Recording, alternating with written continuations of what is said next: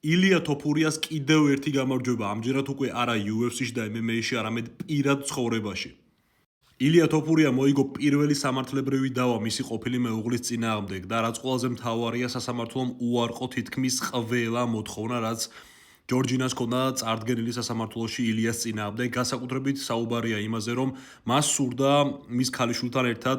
წასვლა საცხოვრებლად ესპანეთიდან მაიამიში, რაც იმას ითვალისწინებდა, რომ ილია თოფურია ვეღარ შეძლებდა ნახვას მისი ქალიშვილის. ასევე უნდა აღვნიშნოთ ისიც, რომ ილია თოფურიას 4 თვის განმავლობაში არ ყავდა და არ ყავს ნანახი, ჯერ კიდევ მისი ქალიშვილი ჯორჯინა ფაქტიურად უკრძალავდა ქალიშვილის ნახვას და სასამართლომ ეს კატეგორიულად აუკრძალა მის ყოფილ მეუღლეს და აღნიშნა ისიც, რომ ეს იყო პირდაპირი გაგებით მამისთვის შვილის ნახვის აკრძალვა და არანაირი სხვა მოტივი არ გააჩნდა ჯორჯინას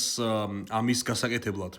ჯერჯერობით სასამართლო პროცესი არ დასრულებულა, რა თქმა უნდა, გაგრძელდება ისევ ეს პროცესი, მაგრამ რაც ყველაზე მთავარია, ის ძირითადი მოთხოვნები, რაც ილიას წინააღმდეგ იყო, თითქმის 90% უარყოფილია სასამართლოს მიერ და ილია თოფურია დიდი ალბათობით მიიყვანს ამ საქმეს ბოლომდე და დაიბრუნებს მის ქალიშვილს და დაიბრუნებს სიმშვიდეს, რაც ყველაზე მთავარია მისთვის.